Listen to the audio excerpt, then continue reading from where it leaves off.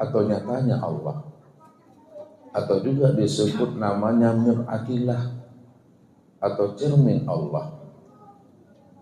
Maka sekalian alam dan diri kita inilah tempat nyatanya memandang akan kewujudan dan kezahiran Allah itu secara nyata dan jelas. Kalaulah alam dan diri kita ini adalah tempat memandang kezahiran diri Allah secara jelas dan terang, maka sekalian alam dan diri kita ini yang dikatakan namanya tajalli diri Allah itu sendiri, yang disebut namanya Muhammad. Maka disinilah orang-orang yang ahlullah dan orang-orang yang ahlul kasab, dia mampu memandang dan melihat Allah itu dari segala sesuatu yang wujud ini. Karena orang yang bisa melihatnya tentulah orang yang bisa mengenal. Dan dia bisa melihat dan mengenal karena Allah lah sebenarnya yang memperkenalkan akan kegaiban wujud dirinya pada dirinya. Inilah sebenarnya yang Allah utarakan, may yahdillah fahuwal muhtadi. Maka orang-orang yang aku beri hidayah, kata Allah, orang-orang yang aku beri dia petunjuk, walaupun diriku ini adalah batin, namun diriku wujud pada segalian alam. Maka ketika aku memperkenalkan akan kewujudan dan kezahiran diriku yang batin itu kepada dirinya, maka pastilah dia mampu memandang dan melihat aku yang wujud pada skala yang wujud ini. Wa may yudlil falan tajida lahu waliyan mursidah, kata Allah. Dan barang siapa yang tidak aku bukakan akan tabir rahasia diriku kepada dirinya, pasti dia tidak akan pernah mampu memandang dan melihat aku, kata Allah. Kemanapun dia pergi untuk belajar, untuk minta bimbingan dan tuntunan, supaya dia bisa mengenal akan diriku. Kalau aku sendiri tidak memperlihatkan, aku sendiri tidak memperkenalkan akan kegaiban diriku kepada dirinya, falan tajidalahu waliyan mursidah. Aku pastikan, kata Allah, mereka tidak akan pernah mampu mengenal dan menyaksikan akan diriku. Maka disitulah baginda Rasul Nabi Muhammad sallallahu alaihi wasallam mengutarakan kepada diri kita ini, man nazara ila sayyin malam yarallaha fihi fahuwa batin. Barang siapa yang mampu dan bisa memandang kepada sesuatu, kata Rasul, lalu dia tidak mampu memandang Allah yang wujud pada sesuatu, maka itulah pandangan yang zulumat. Itulah pandangan yang tidak bernilai ibadah. Itulah pandangan yang berdosa. Pandangan yang berdosa dan tidak bernilai ibadah adalah pandangan yang tidak mampu memandang Allah pada sekalian alam dan pada dirinya. Maka beruntunglah orang-orang yang Allah berikan hidayah dan petunjuk ke dalam kalbunya, sehingga dengan hidayah dan petunjuk yang Allah tanamkan ke dalam kalbunya itu, dia bisa memandang dan melihat bahwa Allah itu betul-betul wujud dan nyata, dan sekalian yang nyata dan yang wujud ini. Namun anehnya bagi orang-orang yang tidak mengenal akan kewujudan dan kezahiran Allah pada alam dan pada dirinya, maka sepanjang hayatnya dia selalu berada di dalam keadaan zulumat. Itulah orang yang buta yang sebenar-benarnya. Makanya Allah katakan apa kepada orang-orang yang tidak mampu memandang akan dirinya? Wa man kana fi hazil aqma fa huwa fil akhirati aqma wa adalun sabila. Barang siapa yang buta di dunia, kata Allah, maka aku pastikan dia juga buta di akhirat, wa adalun sabila. Maka dialah orang yang tersesat. Buta yang Allah maksudkan di dalam surat Bani Israel ini, Bapak Ibu, bukanlah buta mata yang ada di kepala kita, akan tetapi butanya mata hati yang ada di dalam dada. Inilah yang Allah utarakan kepada diri kita. Wa innaha la ta'mal absar walakin ta'mal qulub allati fis sudur. Sesungguhnya yang aku katakan buta itu, kata Allah, bukanlah buta yang ada di mata, tapi adalah buta mata hatinya yang ada di dalam dada. Apa maknanya butanya mata hati yang ada di dalam dada? Maknanya butanya mata hati yang ada di dalam dada adalah orang yang tidak mengenal aku, orang yang tidak menyaksikan akan diriku, kata Allah. Padahal aku ini wujud, aku ini terang, aku ini nyata. Kalaulah matahari ini adalah terang Bapak Ibu, maka Allah dirinya lebih terang lagi dari sekalian yang terang. Kalaulah nur itu terang, maka Allah lebih terang daripada nur itu. Kalaulah alam dan diri kita ini nyata, maka Allah lebih nyata lagi daripada alam dan diri kita ini. Maka kezahiran Allah, kenyataan Allah, terangnya Allah, tidak ada satupun yang mampu mendindingi akan terang dan wujudnya Allah pada alam dan pada diri kita ini. Tapi kenapa manusia tidak mampu mengenal, tidak mampu memandang dan menyaksikan akan nyata dan zahirnya Allah pada sekalian dan alam dan diri kita ini? Mereka tidak mampu mengenal dan menyaksikan akan kezahiran dan kewujudan Allah yang sudah nyata pada alam dan pada diri ini, karena di dalam dadanya itu tidak ada namanya hidayah dan petunjuk. Inilah yang Allah maksudkan itu sebenarnya. Wa may yudlil falan tajida lahu waliyan mursyida. Siapa yang aku sesatkan, kata Allah, hatinya tidak aku beri nur, tidak aku tanamkan hidayah dan petunjuk, falan tajida lahu waliyan mursyida. Tidak ada seorang pun yang bisa memberi dia hidayah dan petunjuk. Karena yang sanggup memberi hidayah, yang sanggup memberi petunjuk kepada orang yang aku gelapkan hatinya, kepada orang yang aku tutup cahaya ke dalam hatinya, tidak lain adalah aku, kata Allah. Allah itulah sebenarnya hijab yang hakiki, Bapak Ibu. Allah itulah sebagai hijab. Maknanya Allah sebagai hijab artinya apa?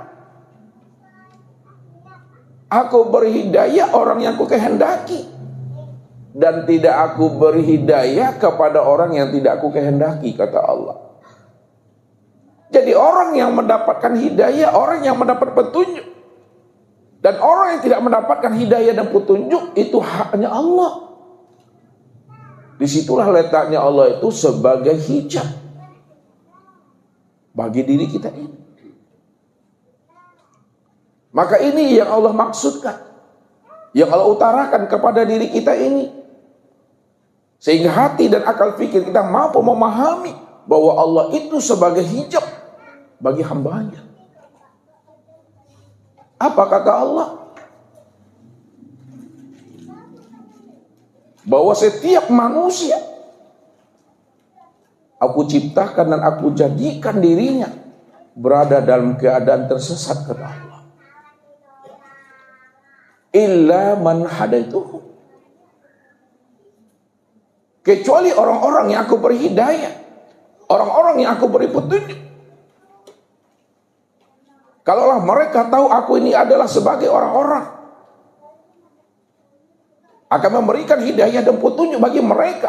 Fastahduni ahdikum, maka mintalah hidayah kepada aku, mintalah petunjuk kepada aku. Pasti aku akan memberikan hidayah dan petunjuk kepada dirinya. Jadi orang yang mau meminta hidayah dan petunjuk kepada Allah, maka temuilah Allah itu, carilah Allah itu. Kalau kita tidak mampu menemui dan mencari Allah dalam kehidupan ini, karena hati kita dalam keadaan siluman, maka apa pesannya Allah kepada kita? Apa kabar yang dikabarkan Allah kepada kita ini? Wattabi' sabila man anaba ilayya. Cari olehmu, temui olehmu, ikuti olehmu orang-orang yang telah tahu jalan pulang dan kembali kepada aku. Orang-orang yang telah berjumpa dengan aku, orang-orang yang telah menemui akan aku, dan orang-orang yang telah bertatap wajah dengan aku, kata Allah. Siapa yang Allah maksudkan orang-orang yang telah tahu jalan pulang dan kembali kepada dirinya? yang telah bertatap wajah dengan dirinya, yang telah liqa dengan dirinya. Itulah para nabi, para rasul. Habis masanya para nabi dan para rasul, inilah masa para aulia ilah, arif billah. Mereka itulah al-ulama warasatul anbiya. Mereka itu adalah pewaris aku. Mereka juga adalah pewaris nabi. Karena hati dan jiwa mereka itu telah betul-betul rapat menyaksikan akan kehadiran aku yang sudah nyata pada dirinya. Maka disinilah kita Bapak Ibu wajib kita ini mencari dan menuntut ilmu itu. Ilmu itu mesti didatangi, ilmu itu mesti dicari. Jangan semua yang mencari timbo Bapak Ibu, tapi timbo yang mestinya mencari semua, supaya barokah, supaya ilmu yang kita tuntut dan kita pelajari itu ada barokah bagi diri kita, ada usaha kita, ada ikhtiar kita. Orang yang mau berusaha, berikhtiar, mencari dan menemui seorang musyrik, supaya dia mau menunjuki kepada diri kita bagaimana cara berjumpa dengan Allah. Pasti Allah berikan kita kemudahan dan kelapangan jalan untuk bisa kita sampai kepada dirinya. Wallazina jahadu fina lanahdiyannahum subulana. Siapa yang bersungguh-sungguh berjalan di atas jalan hidayah dan petunjukku, dia berusaha, berikhtiar, istiqomah untuk mencari dan menemui aku, pasti kata Allah, dia akan berjumpa dengan aku. Ini Allah katakan, ya ayyuhal insan innaka kadihun ila rabbika qadhan pamulaki. Wahai jantung hatiku, kata Allah, kamu sudah berupaya bersungguh-sungguh zahir dan batin untuk mencari dan menemui aku. Pasti satu saat kamu pasti akan menemui aku, karena aku sendiri yang akan memperkenalkan akan diriku kepada dirimu. Jadi Allah yang memperkenalkan dirinya kepada kita Bapak Ibu. Kalau Allah yang memperkenalkan akan rahasia dirinya kepada diri kita, pasti kita mampu untuk memandang dan menyaksikan akan dirinya yang wujud pada sekalian alam dan wujud pada diri kita ini. Sesuatu yang tidak mungkin bagi Allah Bapak Ibu. Yang tidak wujud aja Allah mampu mewujudkan, apalagi barang yang sudah wujud. Mudah saja bagi Allah untuk memperkenalkan dirinya kepada dirinya yang sejati. Inilah suatu rahasia dalam proses kehidupan kita ini Bapak Ibu. Bagaimana sebelum kita ini mati, sebelum roh itu meninggalkan cangkangnya, sebelum roh itu meninggalkan kesing ini, setiap pribadi kita ini mesti mampu mengembalikan amal dan rahasia Tuhan itu kembali. Pada saat rahasia diri Tuhan itu dititipkan kepada gunung, dititipkan kepada langit dan bumi, lalu langit dan bumi serta gunung enggan dan menolak Bapak Ibu, karena mereka tidak sanggup menerima, memegang amanah rahasia Tuhan. Tapi yang sanggup memegang amanah rahasia diri Tuhan itu adalah manusia. Tapi pada saat manusia itu telah memegang amanah rahasia diri Tuhan pada dirinya, lalu dia tidak mampu memulangkan dan tidak mampu pula mengembalikan amanah itu kembali dalam keadaan fitrah dan suci, maka Allah katakan mereka itu dalam keadaan zulmat. Mereka dalam keadaan zolim dan berbuat aniaya terhadap dirinya. Itulah orang yang bodoh, kata Allah. Ini yang dijelaskan Allah Bapak Ibu di dalam firman-Nya, inna aradna al-amanata 'ala samawati wal ar wal jibal fa abaina ayyahmilnaha wa asfaqna minha wa hamalahal insan innahu kana zaluman jahula. Sungguh kami telah mempertaruhkan, kata Allah, kami telah mengamanahkan kepada langit dan bumi serta kepada gunung-gunung akan rahasia diriku. Tapi langit dan bumi serta gunung menolak dan enggan untuk menerima amanah rahasia Tuhan kepada dirinya. Karena mereka takut, Bapak Ibu. Takut mereka tidak mampu mengemban dan memegang amanah itu. Takut dia mengkhianatinya dan takut dia menantang Tuhan. Lalu diserahkannya amanah itu kembali kepada Allah. Tak sanggup. Pada saat langit dan bumi dan gunung-gunung menyerahkan kembali amanah rahasia diri Tuhan itu, maka ketika dititipkan Allah kepada manusia, manusia pun menerimanya. Wa hamalahal insan. Manusia mau memikulnya akan amanah itu. Tapi setelah dipikulnya, Bapak Ibu, mereka tidak mampu memahami amanah apa sebenarnya yang ia pegang. Bagaimana cara memulangkan kembali amanah itu dalam keadaan pita dan suci? Dia tidak mampu. Maka disitulah Allah mengatakan, innahu kana zaluma jahula. Sesungguhnya manusia itu telah berbuat zalim dan aniaya, dan mereka bodoh, kata Allah. Karena mereka tidak mampu mengenali akan diriku yang sudah nyata pada dirinya. Jangankan dia mengenal aku, kata Allah, diri mereka sendiri saja mereka tidak mampu mengenal siapa dirinya yang sebenarnya. Di situ letaknya manusia itu dikatakan Allah sebagai jahil murakab. Bodoh terhadap dirinya sendiri. Dia tidak tahu siapa dirinya, dari mana datangnya dan kemana kembalinya. Dan bodoh dia tidak mengenal siapa Tuhan yang ia sembah selama ini.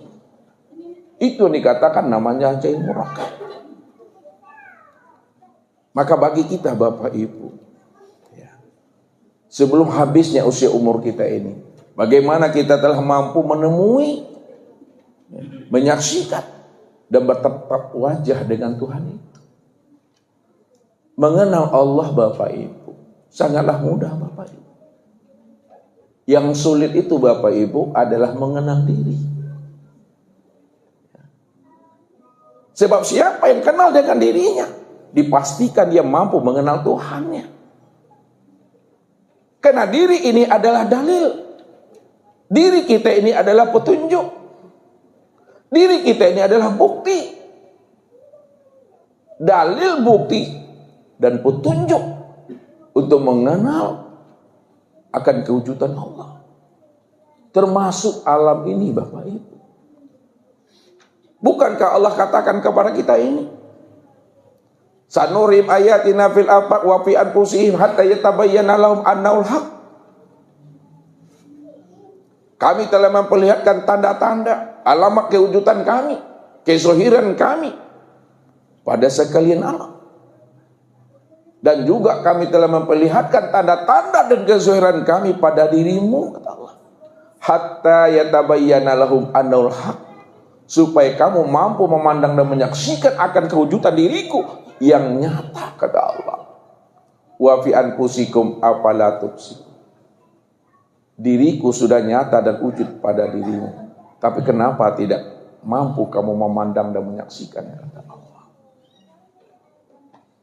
Maka sebagai ahlullah atau sebagai ahlul kasab, mestinya dia mampu memandang Allah dari segala yang wujud ini. Inilah yang diungkapkan oleh khulafaur rasyidin, sahabat-sahabat Nabi. Apa kata Abu Bakar As-Siddiq? Ma ra'aitu syai'an illa wa ra'aitullahu qablahu. Tidaklah aku melihat dan memandang sesuatu melainkan aku mampu, ya Rasul, memandang Allah sebelum peristiwa itu. Lalu apa kata Umar bin Khattab? Ma ra'aitu syai'an illa wa ra'aitullahu ba'dahu. Tidaklah aku melihat suatu peristiwa dan kejadian, ya Rasul, melainkan aku mampu memandang Allah setelah peristiwa itu. Lalu apa kata Utsman bin Affan? Ma ra'aitu syai'an illa wa ra'aitullahu ma'ahu. Tidaklah aku melihat suatu peristiwa dan kejadian, ya Rasul, melainkan aku mampu memandang Allah beserta peristiwa dan kejadian itu. Lalu disempurnakanlah pandangan kasab ini oleh Imam Ali. Ma ra'aitu say'an illa wa ra'aitullahu fih. Tidaklah aku melihat satu peristiwa dan kejadian ya Rasul, yang lampau, yang sekarang, dan yang akan datang, serta meliputi setiap peristiwa dan kejadian luar dan dalam, melainkan aku mampu memandang Allah yang wujud pada segala sesuatu. Inilah pandangan ahlullah. Inilah pandangan orang yang kasab. Sehingga antara dirinya dengan Allah itu tidak berjarak. Karena Allah itu sudah meliputi. Kalau Allah sudah meliputi akan segala sesuatu, maka segala sesuatu tidak mampu mendindingi. Segala sesuatu tidak mampu menghijab. Segala sesuatu tidak bisa menjadi tabir bagi dirinya. Karena Allah itu telah terang dan nyata, Bapak Ibu. Makanya Ustaz katakan orang yang mampu memandang dan melihat Allah adalah orang yang kenal. Orang yang tak kenal tak bisa memandang dan melihat, Bapak Ibu. Lalu bagaimana jalan kita untuk melihat? Bagaimana jalan kita untuk memandang akan kewujudan Allah? Jalan untuk memandang, melihat, dan mengenal kewujudan Allah. Bacalah alam pada diri. Bacalah diri di dalam diri. Di dalam diri ada diri, dan diri ada rahasia diri. Di dalam rahasia diri, disitulah zat berdiri. Qiyamuhu binafsihi. Maka malam ini Bapak Ibu, kita akan mencoba untuk kembali, untuk menilik diri kita ini, supaya kita mampu mengenali diri yang sejati yang telah wujud pada diri kita ini. Makanya orang-orang aribillah Bapak Ibu selalu dia berpantun-pantun untuk menghantarkan paham itu kepada diri kita ini. Pucuk paku di dalam paku.